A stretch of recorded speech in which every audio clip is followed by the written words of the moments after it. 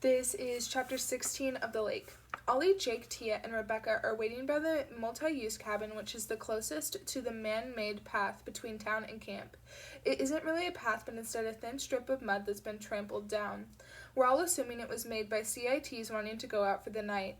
No one but me, hello, seems to think it could also be used by people from town coming in. Your headache gone? Ollie asks. He stepped close to me. Yep, I feel great. Let's go then, Tia cheers quietly. We're doing a lap of the lake first, right? I ask. The counselors think we're going for a walk. Rebecca nods. Good idea, Esme. Let's make it look like we're good little CITs. She looks happier now than I've seen her since we arrived. I link arms with her as we walk despite wanting to be near Ollie. How are you doing? I ask. She smiles tightly. Me? Oh, I'm fine. This is cool and scary. Should I be scared? Are you? Laughing, I nudge her with my shoulder. Breathe. No one has ever come checking on us before. There's no reason why they would now. That's true. I still feel like a criminal, though. Actually, it's not a crime what we're doing, I inform her. We do one lap and stop by the shrubs that are doing a poor job of hiding the sneaky little trail. Kayla and Tia are animated, talking loud and fast. I look over my shoulder. The camp looks deserted like one of those creepy abandoned theme parks, but without the roller coasters. Above the lake, a large bird glides in a circle and crows. Let's get out of here, Jake says. Coast is clear. He ducks between the bushes and Kayla follows straight away. Rebecca takes a breath, but she doesn't have time to chicken out. Tia grabs her hand and pulls her along. Shall we? Ollie asks, nodding to the trail. Biting my lip, I grab his hand and we disappear into the bushes. He doesn't let go of me and I'm not about to complain. His hand is warm, his grip firm yet gentle. He feels safe, which is nice since I haven't felt that today. We walk quietly through the forest. Jake has a flashlight, but he's keeping it low to the ground in case anyone sees us. It's not that dark, but as we go deeper, we lose a lot of light. The temperature has dropped to a comfortable heat, and I find myself smiling in the darkness. This is what I'd hoped camp would be, hanging out with new friends and doing something fun. Ollie squeezes my hand as we come out the other side of the forest. Oh my lord, I can't speak. Across the quiet road is the teeny town. It's quaint and cute. From here, the street lights make it look prettier, like the town is dotted with fairy lights. Sorry, I love fairy lights. Anyway, as if you can't tell, and there's some up here. Sorry.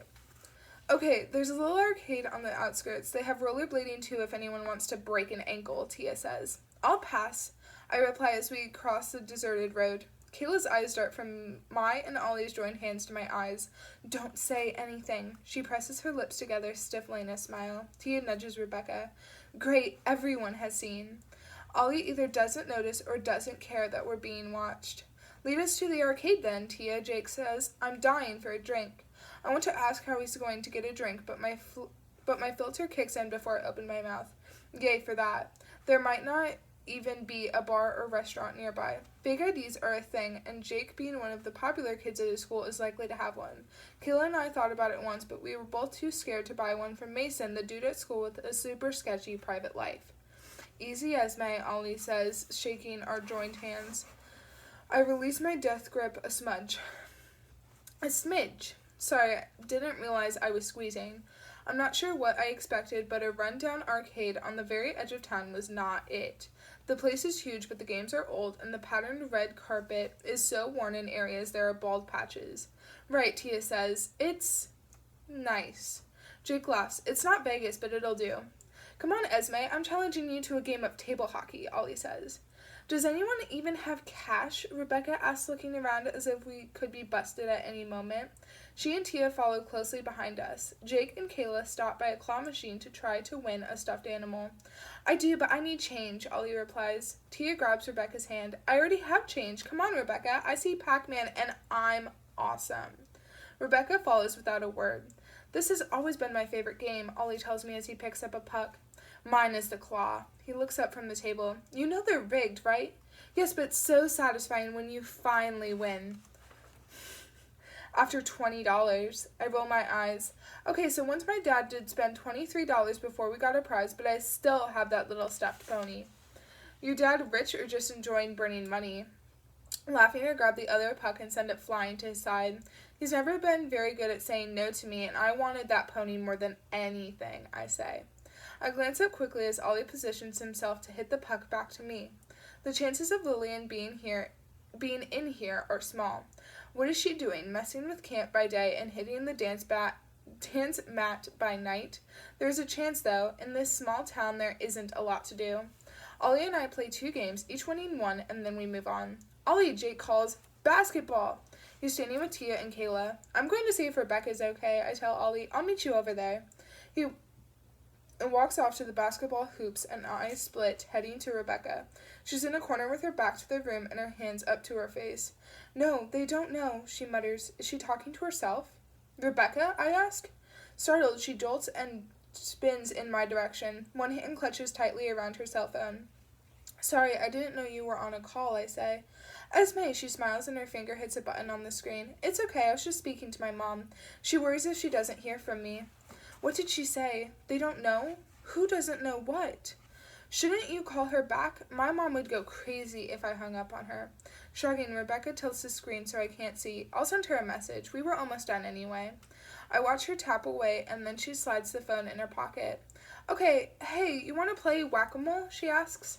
Sure. So are you having fun? She asks, glancing behind us.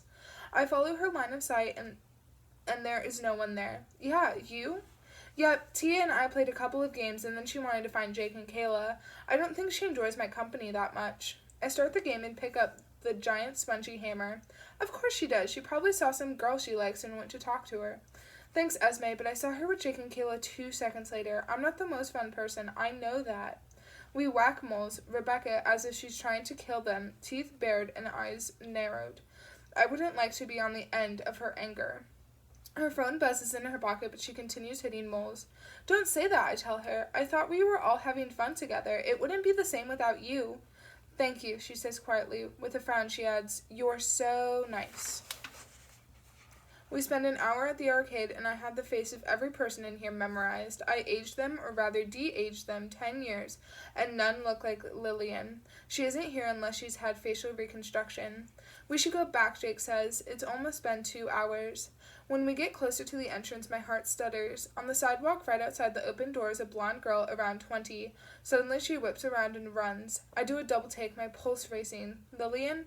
Let's go now, I say, jogging outside. Esme! Kayla calls after me. I hear their footsteps close behind. The slightly cooler, dry air hits my face. I whip my head in both directions. Rebecca steps in front of me. Esme, are you okay? I'm fine. I needed air. All good? Ollie asks. I take one more look around, but there's nothing in the empty parking lot. Yep, let's get back to camp. Was that her waiting outside the arcade, watching us?